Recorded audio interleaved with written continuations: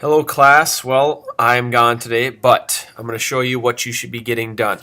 So you're going to log in like you normally would, you're going to be on the site. What I need you to work on today is we need to avoid the presentation. We'll save that till Monday. I want us to work on finding credible sources. Now I'm going to try to help you find credible sources. So this source from the library itself is excellent. You can search Destiny, you can search the county library, you can search World Book online. Let's do student. I'll use the student version, and you can search. Let's just pretend we're looking up staph infections. There's a couple different sources to look at. Now you can save these and check them out at our Anoka Hennepin site, or we can go check out another source, which is what I would do. So let's go back to this particular one. Now, the eLibrary has magazines. This is a good one. I don't know if you need a login for this one or not. I don't think you do. So this eLibrary has some good stuff. I don't need maps. You can kind of condense this to make it easier for yourself. So let's stick with staph infections. Staph infections. And you can check stuff up all over the place here. So, and kind of be patient with this process. You're not going to only find one article that's going to have everything you need to have in it. So you're going to need to be patient in finding good, positive searches.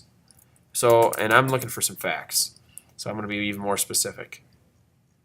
Staph infections, the important facts. Look at this. I'm already finding it. I don't want to do all the work for my staph infection kids that are doing that disease, but here's an example of how being patient, looking through a couple different ones, you can find out how to treat it, how is it infecting. Very credible sources, folks. Now this is what you should be looking at. So eLibrary, great resource for you to use. Science content, I think this one has some decent stuff. I don't know if it has a lot of good stuff. Let's just try it out and see.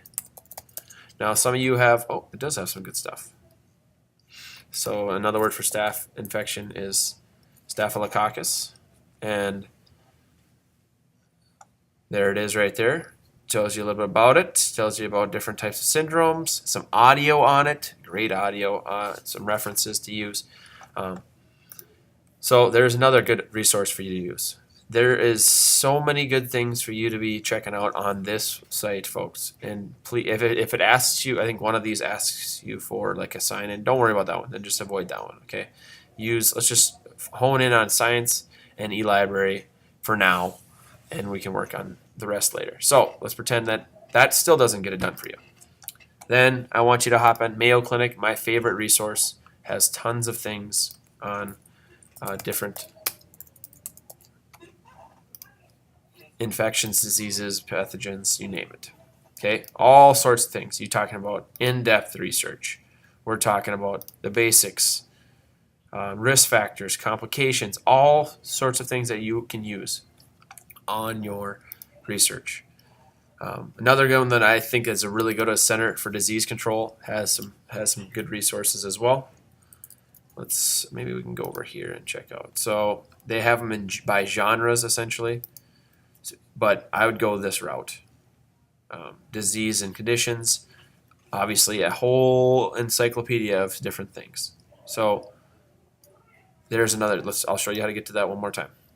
So you go to here, Center for Disease Control, go to more, and there you go. So there's another option for you. I mean, you have endless supplies of options on this list. You don't need to Google, and I want you to avoid Googling the answers to your questions. Now, once you find it, you make sure you write it down on your white packet. We are not creating anything in the presentation today. This is going to be avoided at all costs. Okay? Avoid, avoid, avoid. We are only writing information down on the questions that are in our packets. So, good luck. If you have any questions, hopefully this answered some of them, and then hold on to them till Monday, and I will answer them. Thank you for your time, and have a wonderful weekend.